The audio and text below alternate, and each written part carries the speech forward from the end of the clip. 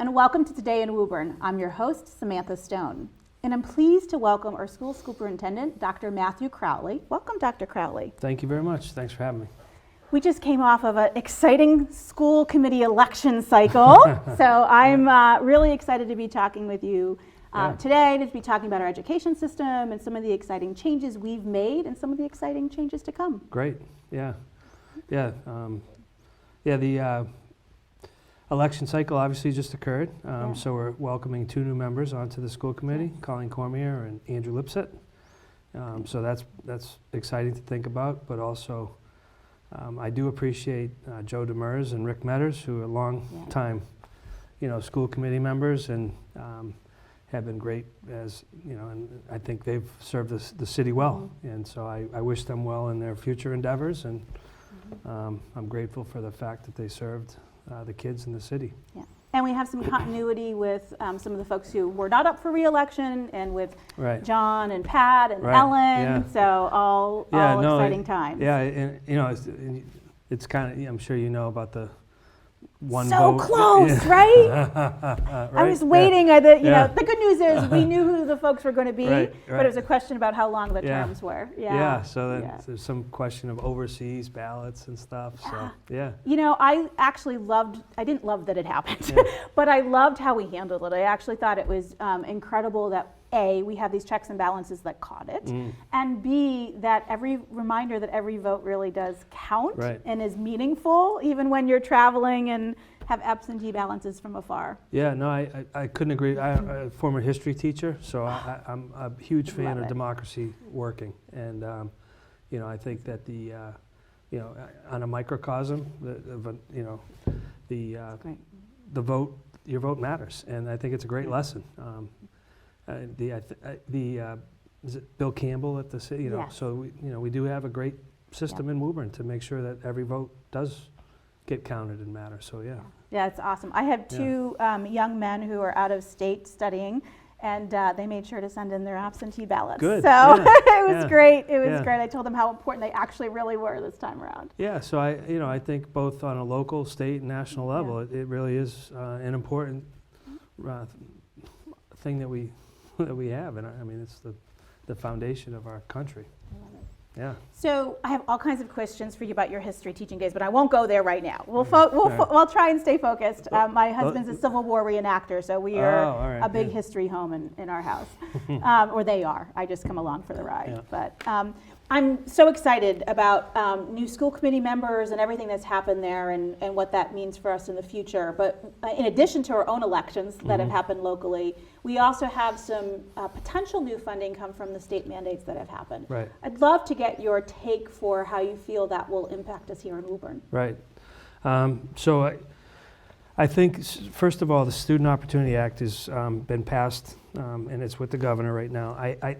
I'm really excited about the potential impact on Woburn, but also at the state level. So prior to coming to Woburn, I was in Brockton for a long time, and I do believe that the Chapter 70 formula is antiquated.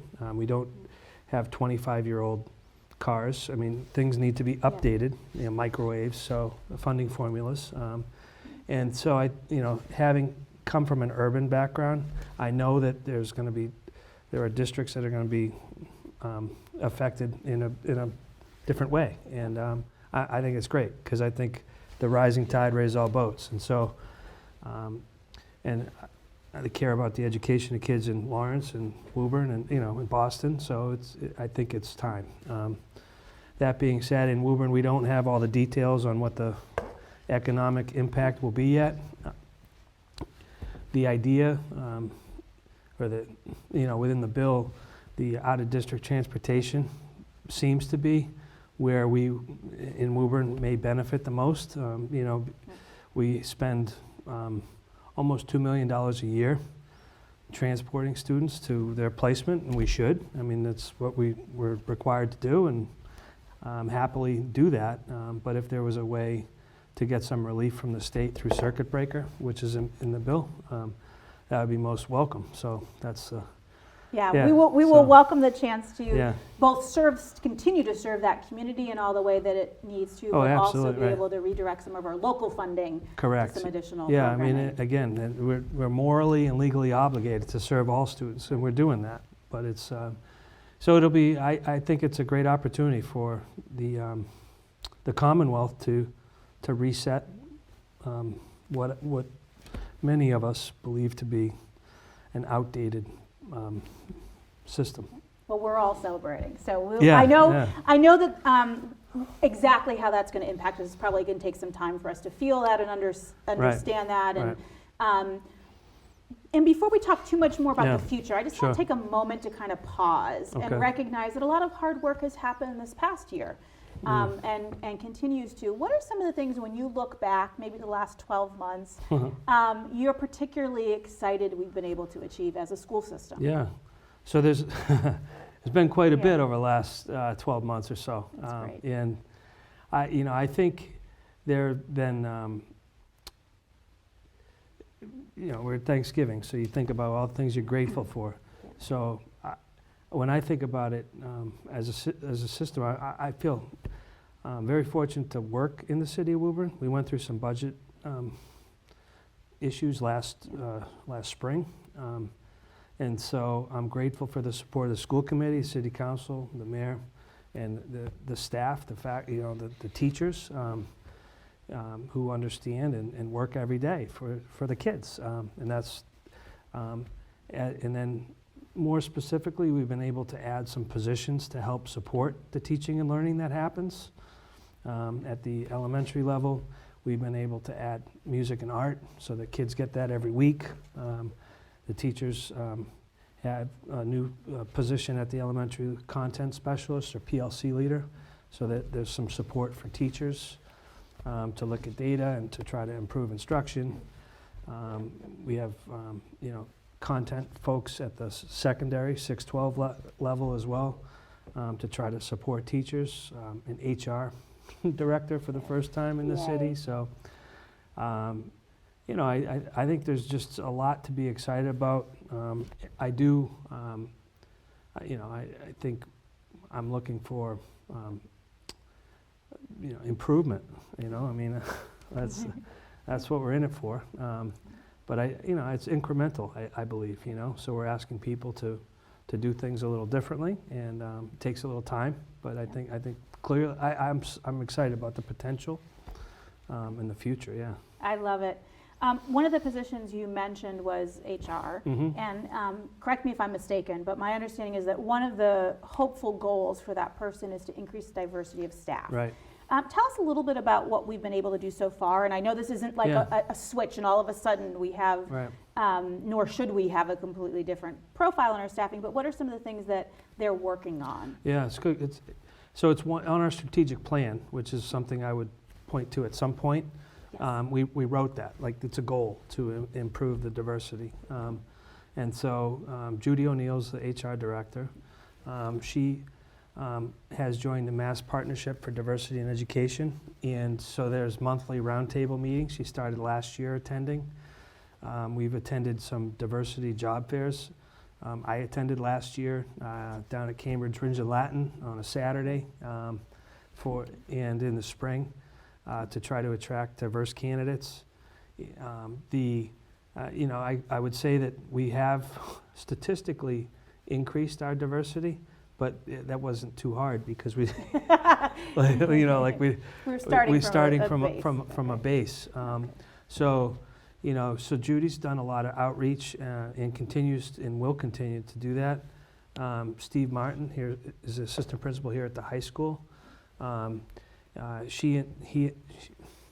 Judy and Mr. Martin are working together on some initiatives. But one of the things, and this is, it's not just Woburn too, by the way. It's every place has this common question. One of the solutions that I've heard that makes sense to me is a grow your own. So I would love to think about figuring out a way for high school students that want to get into education. So Woburn partners with a school or university nearby and then have the opportunity to come back as educators. to me, that's how you do it, in a way that people feel connected to the community. You know, when we go to these fairs, you know, we're with a lot of other districts, and so, you know, I think Woburn's a really special place, and I think the people in Woburn know that. So I think that to me would be the way to nurture those relationships. I yeah. think it's a great thing. I have a nephew who's studying to be a teacher. So from Woburn? Yes. Okay. Yes. All right. Studying history. What's his name? So yeah, I might embarrass him if I say, but I'll tell you later. All right. But I do think that that's really valuable. I think we do have a special community here, and the more we can nurture our own students to do all kinds of things, Right. the better. Right. I don't actually have a sense of how much staff turnover we have or how many open positions we would be filling, let's say in the next school year or the next term. I know budgets Yeah. aren't final for next year, but sort Right. of current or common average number of teachers or other staff, how many do we bring in a year? Over the last couple of years, it's been, you know, it varies, obviously. Yeah. So a lot of it's retirements. Yep. And, you know, and we can't necessarily predict, Yep. you know, I had 18 Okay. teachers, but where we really have a lot of turnover and where someone as an entry point is a paraprofessional, we have a need almost all the time. So if people just go on Woburn Public Schools website. Go study. Yeah, This is something to go study Right. and prepare for, right? Yeah, Oh, I yeah. love it. So That's great. there's always opportunity there. That's great. Yeah. One of the things that we hear a lot of talk about is disparity in class sizes across schools. And overall, there's a sense that we are getting closer and closer to the maximum number of students per class size that is allowed by contracts and things. I don't actually know how accurate that information is, but it's certainly a sentiment that a lot of people express. You are closest to this probably than anyone. How much of a challenge is that really? Have we really increased our class sizes? And if we have, where do you think we really ideally should be? And I realize that we can't always completely control that, and Yeah. that's not all on you. Right. But I'd love to get, as an educator and as a person who looks at our schools, how do you assess our current state and where do you think we should be aiming towards? Sure. So I can answer on a macro level and then Yep. a micro level. You know, I think we do have contractual class size obligations. And this year, coming into the school year, well, particularly at the elementary level, is where we see a lot of growth. Okay. The middle school, the Joyce has seen more growth than the Kennedy. Okay. And the high school has seen growth, but it's dispersed, so it's not quite as prevalent. At the elementary level, I can tell you our class sizes. Yeah, So on average. I love that you have that with you. Thank Yeah. you for bringing it. You're welcome. So kindergarten is 18.2, first grade is 20, second grade is 20.2, third grade is 19.7, fourth grade is 19.5, and fifth grade is 19.2. And so, you know, that's on average across the city. And so what I can, you know, tell you, I mean, you're going to have some classes that are larger because there's bubbles in different, you know, you just happen to have more third graders in one Yep. cluster than in another. And Yep. so, Do you see it being a pattern emerging that there are some schools that are having trending towards larger class sizes and some schools have been trending towards smaller ones? Or is that just sort of an impression that we have? you know, I think that there are some of the smaller schools have some of the smaller class sizes. You know, when you merge two small schools, you're going to have larger class sizes. And is that a pattern? The school's only been open for 2 years, so it's tough to really say. Yeah. Okay. You know, I will tell you that we are actively looking at class size. You know, and I think, you know, that having 20.2 as the largest on average is respectful, you know. But we are looking, the school committee and city hall, and, you know, it's a demographic and an enrollment analysis, because with all the building that's going on in the city, we want to be thoughtful about this, because clearly we believe that when you add a certain number of homes or units of residences in the city, it's going to have some impact. And so we're trying to be proactive and look at this. In fact, I have a meeting at 6 tonight to talk about it. So I'm sorry it's at 6 tonight, but I'm glad that it's a topic of discussion. I do think it's really, there's a couple issues. So one is, equality across schools, which is an issue. And, the number of students isn't the only factor that affects the education. It has to do with, and some classes might have aides and some might not. Some might have students who have a higher need for more one-on-one attention, some might not. And I know that this is a very complex issue, but I know myself and lots of people will be relieved to learn, and to hear that we are actively studying it, monitoring it, and looking for ways to maintain healthy class sizes. Absolutely, and you talked about it, but if you look at our strategic plan, our number one objective is equity. And I believe, I hope everyone believes in equity. Equity isn't equality, but I think you give the kids what they need, where and when they need it. That's what we should be doing or thinking about. So it's certainly an area that we're committed to. Let's talk about the strategic plan. Sure. I would love to tell you and to believe that everyone has read it with great detail and care and has memorized all bits and pieces of it. But I think if most people are like myself, we hear bits and pieces, and we haven't made the time to study it in the way that perhaps we should. For those of us like myself who haven't deep studied, tell me sort of the big takeaways that you want parents and the community at large to understand about where we're headed and why it's important for us as a town. Yeah, sure. So let me start by saying that I think having a strategic plan or a vision is vital to this my job. There's too many things that come at you, so it sort of grounds us.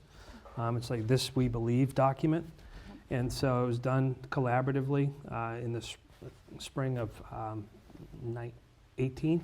And so I think we tried to capture, teacher, community, admin input. We have a vision statement. Part of it is we're a progressive and innovative district that has stakeholder input and values education, and so and prepares students. And so for life beyond the Woburn Public Schools. And then our three key objectives are equity for all students, which I just alluded to, a consistent and rigorous curriculum, and I can circle back to that a little bit if you want, and then professional practice, and that's where that earlier question of diversity is embedded. And so, professional practice meaning looking at data to make informed decisions, professional development for teachers to improve their practice, and so, a commitment to the adults that, we can do better. We can all do better. So that's always all evolve. Let's talk about curriculum, because I do think so. For those who are watching who don't know me, I have 4 children, 3 of which went through the Woburn Public School System, 1 of which was out of state. And so we went through elementary, middle school, and high school, and we had a variety of experiences and exposures because every child was different and everyone came from different interests and different strengths and different challenges. The rigor of the curriculum has always been very important to me. I came from a family of educators. I did not follow in their footsteps, but it has been drilled into me. So tell me about some of the, when we make a statement like that, it seems, yes, of course, that is a good and healthy thing. But what does that really mean for those of us who are not in the school system every day? What should we understand about that commitment? Sure. Well, on a general level, a second grader at the Reeves should be learning the same thing as the second grader at the Linscott, at the Malcolm White, at the Goodyear. So there's consistency about just even the content of what's being taught. And so a few years ago, we made an effort to adopt curriculum mapping as an initiative through Rubicon Atlas, which, I can get I love it. Bring them on. Bring them on. We should learn these tools. I can get in the weeds pretty quick, but so there's a mapping software that kind of lays out what the expectations are. We're following the Massachusetts framework, the standards. So and so that there's some continuity. As you probably experienced, we have kids in second, say fifth grade, then they're going to go to middle school. So all fifth, when they hit sixth grade, they should all have the same background, and then when they hit Woburn, the high school, they should all have the same background. And so, that it's an important, really, really important, because it's the heartbeat of what we're doing every day, I believe. That being said, the somewhat more nuanced wrinkle is not only are we saying, these are the standards, but we're also, and you might, as an educator associate, so we're I'm a cheerleader from afar. So it's all based on backwards design, so UBD. So what is it that we want students to know and be able to do as a result of being in your class? And so we have tests, we call, but you can call them performance tasks. And so we're trying to move the needle on, rather than a worksheet and a test, show me what you know as a result of this. Demonstrate your knowledge. And so that can be any number of things. This is music to a mother's ear who has children who learn in very different ways and can express their knowledge in very different ways. So and that's great. I'm a parent, so same thing. And so, and I was a decent student, but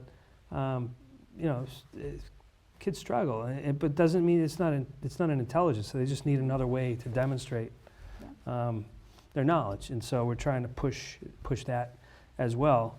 Again, UBD, what's the goal? At the end of second grade, these are the state standards that we want kids to know and be able to do. And the cynic in me is like, well, the MCAS is always there too, and I want desperately to improve those scores, and that's a standardized test. So here we are shifting, balancing between saying, these are the ways to demonstrate knowledge, and then hitting this. And then the state has this requirement to do this test, thing. Right? I won't take you down that nasty path about MCAS, yes or no, but I think our ability to deliver to students multiple modals of education and learning and multiple ways to demonstrate my knowledge and learning is critical to us, regardless of whether we also have to address standardized testing. I mean, we still have to take SATs to get into. I mean, there's people who are not going to go to college but are going to follow a career path or join the military, and we want all of those students to be to come out feeling well educated and confident in their ability to face their path. Couldn't agree more. So in fact, a couple things I would say specific to this. One's at the elementary level, and then one's secondary. At the elementary level, one of the things we're doing is using data on a 6-week cycle. And so students are being evaluated in some capacity. And then we've implemented, we call it the WIN block, what I need block. So whether it's enrichment or intervention, so students are getting, and it changes over time because we're not all good at everything. And so that's at so again, to support in real time. You don't just wait till the end of the year. And then the other, you mentioned PATH, so we just, we're in the pipeline for an innovation grant, Pathways grant here for biotech and advanced manufacturing for students at the secondary level to expand their choices and options here at Woburn Memorial High School. So to your comment, you know, we want all kids to, when they leave, to feel comfortable. I love that you're doing those programs. I can tell you, I have one student who goes to the technical high school and Wakefield, and I will tell you how I shouldn't be this shocked, and he'll probably get mad at me for saying it, but I've been super impressed with how much chemistry and science and math he has learned through his technical classes that he may have learned in a more traditional classroom, but I think he would have been much less enthusiastic about the experience of learning those skills. Right? Yeah, I mean, cooking is science. Yep. Yes. I mean, especially if you go to some of the new restaurants these days, right? With all this nitrogen freezing and eye drops and all these great things flying out of your they're food, beautiful. Right? Sometimes I need more meat to it. Yeah. Like, you know, bring on more food. Some pasta. Exactly. That's great. But I know we don't have a lot more time, but I want to ask you a couple other quick things. So one of the things that I know must be time consuming, I assume, is as a superintendent, a lot of parents, a lot of community members that want to reach out and ask questions and speak with you and learn from you. And I'm sure you get lots and lots of those kinds of inquiries. What should we be coming to the superintendent's office with? And what expectations should we have about how quickly you can address those concerns? That's both good questions. So there's a couple different, I always, you know, candidly, I ask parents to speak to their teachers first, you know, like unless it's, I mean, I'm trying to be. Lay it on us, lay it on us. No, right? I mean, you know, the conversation really should happen if it's good or bad, like should happen where the issue lie, right? So, so with the teacher or principal, you know, and because they're the folks that know the child the best, and so I believe that, and I'm happy to engage with parents at some point, but sometimes it's surrounding 504 or IEP. You know, we have protocols for that too, and so I think we're getting better. I use the term customer service. I don't, you know, I like that. I hope that parents feel that we are responding to them. It may not always, so to your, like, how long do you have to wait? Like, we'll respond. It may just be to say, we need to set up a meeting, but it's not a black hole when you reach out to us. And the other thing that I'm in the process of scheduling is a meeting with the PTO presidents and co-presidents to just not kind of just talk about things that are going on in the system, but also for them to talk to each other too, because I think there's a lot of great things that happen in the city, and we need opportunities for people to talk to each other. I love that. We have some parents who do some incredible things, and that isn't something that's actually shared across schools often because it's completely parent volunteers. Right, so correct, I think that's a wonderful avenue for that. Yeah, and I mean, they're more active clearly at the elementary level, but there's ideas that can be shared. Yeah, those poor middle schoolers, by then, we as parents, we're exhausted, and we sort of, you know, oh, you're on your own. Yeah. But that's not true. There are parents who volunteer in those there programs, but far fewer than at the elementary there level. are, right. So that's, but again, you know, I believe in collaboration. So whether it's teachers collaborating with each other or parents collaborating with each other, and I like to facilitate those kinds of conversations. So when we started the Atlas work, the curriculum mapping work, a few years ago, a longtime teacher, we were working in the summer and said, Matt, this is the first time she's in elementary, this is the first time I've ever talked to a high school teacher in 20 plus years of, so it's, you know. That's so wonderful. Well, too long to have never had it, but wonderful to hear that those barriers are breaking down. Yeah, so that, you know, because it's nice for her to see where they're headed, and nice for that you know, so that people see, because that we're all connected, right? Like that's the, I love it. That's the goal. One of the other aspects of the community, of course, is there's parents, and we're have interests because it's our students that are in these schools, but also we have lots of amazing business and industry. Yeah. And I don't I'm not aware of a lot of programming that's sort of sponsored by businesses. I've seen a couple things. I've seen them be on, Weather Channel, and I've seen them have some energy companies come in and do some programming. But are there other ways that our local businesses can support the education of our students and get involved? So great question, because that innovation grant, the Biotech Advanced Manufacturing, is a perfect example of the school system partnering with local businesses. Yes. And that was grassroots. So we are trying to expand that dialogue, because there are so many in Woburn. We're fortunate to have all these resources here. And so, we have a partnership with Raytheon, students doing internships at Raytheon. But I know Ms. Callahan here at the high schools, they just had a job fair. So students, they brought in outside companies to get jobs. So it's been a push to, not just not regular, but good jobs after school, but also if you're interested in biotech, or, there's companies in our backyard or technology that we should be looking to partner with. We do bring in folks from Microsoft to teach an AP computer science here. Oh, that's great. I didn't know about that. Yeah, and so it's, there's been genuinely an effort to do that, and I think we'll continue to do that. I love it. Keep doing that. And it's our job as a community to support you in doing that. So I thank you so much. This has been really great. I could probably talk for another hour, but we won't do that. But before I let you go, I just wanted to give you an opportunity. Where can people take a look at the strategic plan and understand a little bit more detail with what's in there? Yeah, sure. So it's on the Woburn Public Schools website, so woburnpublicschools.com. That website, it translates to 50 plus different languages.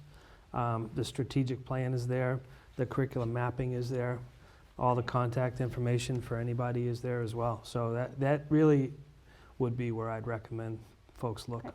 Thank you so much. Thank you, Dr. Crowley. Sure. This has been really helpful, and thank you, Woburn, for tuning in. I hope these discussions with all of our local leaders are helping us feel even more connected to our community. And I hope you've taken away a couple of things that we can do to help support it, whether we run a business and we might have some programming or things we can do as students, or we're parents and we want to volunteer and get involved in our students' care, or simply want to just, take good care of our education system. Thank you for being with us, and thank you for watching.